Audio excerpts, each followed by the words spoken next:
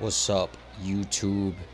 This is Brian with Canvas the Town, and we're out here. We're going to take a look today at all of the different hunting horns. What are the best ones, right? I hear this question a lot, and I was looking on YouTube, and some people say some hunting horns are the best, and I disagree. So I'm going to share my take here on the best hunting horns.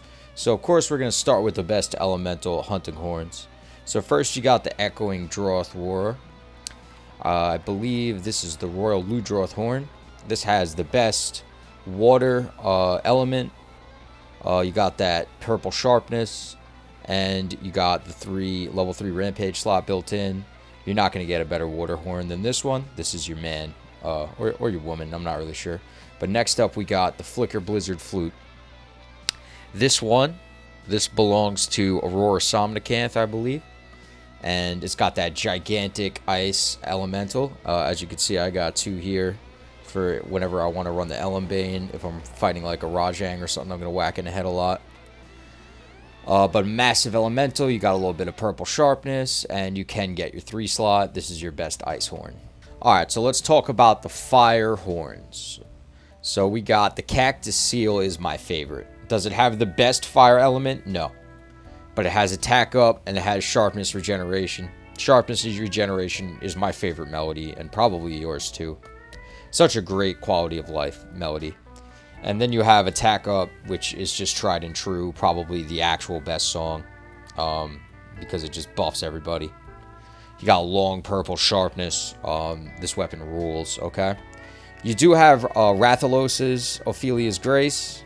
This thing has better fire element if you were to upgrade it, I believe. And it also has elemental attack boost, which is going to make it even better for you and the whole family, right? So it's, you really have your choice. They're both really good horns. This one has secret poison element. They all have secret poison element. So if you want to like build with that too, that's fun. Like you can slot for some poison skills and stuff with this thing. So that isn't, that's a choice you have when you use this thing. But Ophelia's Grace is your, if you're just worried about pure fire element, Ophelia's Grace is definitely better. What is the best dragon horn? So it's probably the Crimson Clearwing still. Okay. So, in terms of raw damage, the Grimjoy is good and all. It's got 92 there versus 96.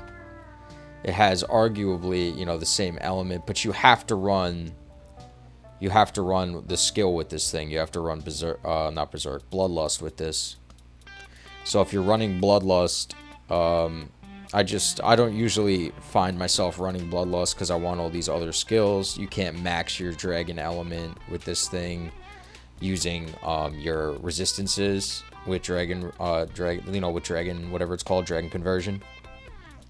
So I don't like it better than the Crimson Clearwing. Crimson Clearwing also has Ellie attack boost, which brings it honestly way stronger than Grimjoy. And there's no worrying about purple sharpness. You're just chilling in white for like the entire hunt. They're great. This is a great horn. It's always the Crimson Clearwing. I don't think you're wrong if you pick the Grimjoy, but it's pretty much always the Crimson Clearwing. So I believe that's all of our elements. Actually, it is not. Where is our Thunderhorn? There's our Thunderhorn. The Sky Tremor Rumble. The Sky Tremor Rumble. This is your best elemental Thunderhorn. No questions asked. Nara's Horn. I mean, just look at that beast. Now, I always like having the quality of life like stun negation, because then I don't have to slot for it in my sets. Because I'm so greedy, I usually don't run it anyway. So yeah, those are your best horns there. Now, let's take a look at some fun stuff. What are some of the worst weapons? Let's take a look. Some weapons that I haven't even crafted, but I can tell you right now that the weapons are dog. Let's see. Paralysis, I mean, I like that. I wish they did more paralysis. I wish they did more for it. But here we are. This is a decent poison weapon. Let's be real. Although if you're running regular poison, it's a bad choice. But I've thought long and hard about this, What is the worst hunting horn in master rank. Fully upgraded, right? What is the worst one? What could it be? What could it be? What could it be? And there it is, ladies and gentlemen. The seismic Paukin. This weapon is dog. This is awful. Attack up rules. Tremors negated's cool. Sonic barrier will get you killed, but it's still cool. Now, why? Why does it only have a sliver of white sharpness? How rude were they when they made this weapon? What kind of disrespect for my man Garangolm? Like, oh, let me get an L in the comments for this weapon, dude. This is so sad. This is so sad. It's the sharpness that really kills me. The slots are amazing. The songs are fine, even good. Attack looks great on paper, right? 340 raw attack. This thing should be awesome, but it just can't get purple. It can't even have comfortable white. Like, you would have to, this is like Handicraft 17 to have a sliver of white. And it's just too little. It's too little, man. It's awful. And awful. Truly, I think this is the worst horn. What do you guys think? Is there a horn worse than this horn? You know, I've been proven wrong before. So please do it in the comments. Let me know. Now, what is the best raw horn? Now, first of all, I want to stop you right there at best raw horn, because raw horns are in general not that good. You know, I mean, your best blast horn or whatever, you're not really going to want to run blast. You're not really going to want to run para. You're not going to really want to run sleep. Oh, God. This is your only choice. I mean, geez. This is not a weapon, guys. This is not a weapon. I love the way it looks, though. It's so sick. But it's, yeah, you're not inflicting sleep with your horn, bro. Don't do this. Don't do this. But if you run any of these raw weapons, the problem is that you're just not going to do a whole lot of damage versus all the element ones. So you know, if you were still like, come on, man, I really want to run raw horn, and what should I run? If I still can't stop you, I do like the Sky Tremor Typhoon, and nobody talks about this, but let me talk to you about this Sky Tremor Typhoon. You got that purple that goes straight to blue. So you can use Grinder with this thing, and that 340 attack in purple sharpness, and you just focus on boosting it, you know, and you just spam the sonic barriers so that you can just stand there doing damage as you die. It's pretty strong. It's pretty strong. I could, you know, if the Grim Joy wasn't out there, right? The Grim Joy rocks like 10 less raw, maybe. Let me see. Grimjoy. Yeah, I got the Sky Tremor with augments up to 375. It's pretty good. You know, like, that's a lot of raw. And again, you can get that grinder boost on this thing, which means in terms of raw damage, I think this might be the best one.